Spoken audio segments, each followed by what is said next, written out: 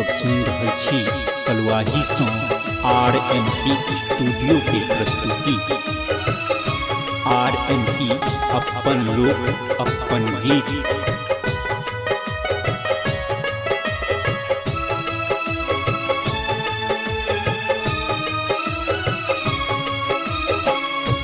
आही छी जान हमर आही जिंदगानी, आही छी हमर दिल के ये रानी।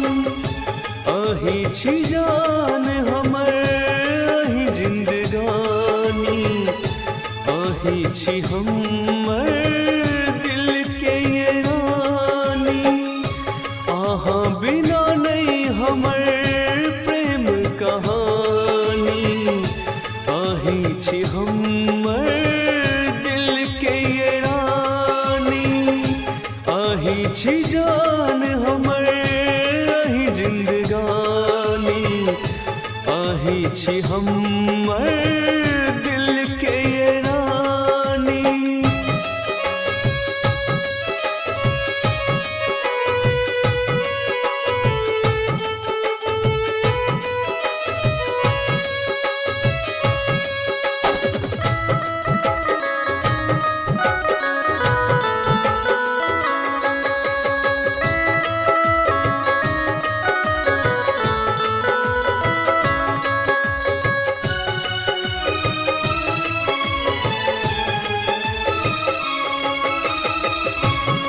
संग जियब हम आही संग मरब ये, आहा ले ले रानी सगरो दुनिया सलारब ये।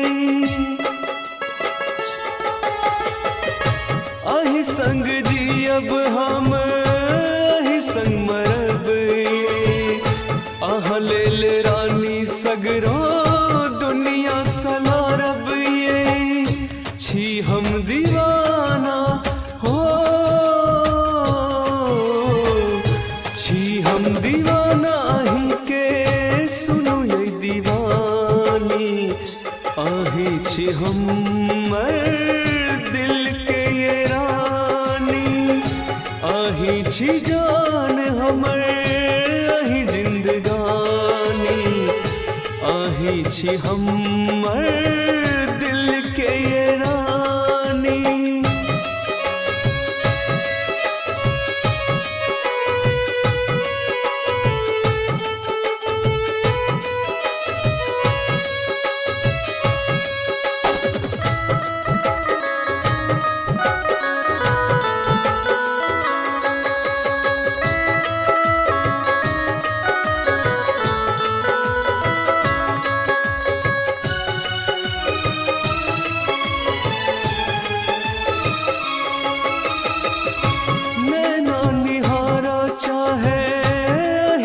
सूरत ये दिल में बसल ये जान नहीं के मुराद ये।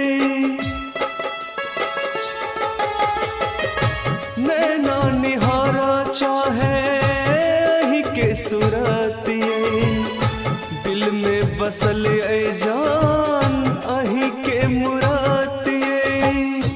आही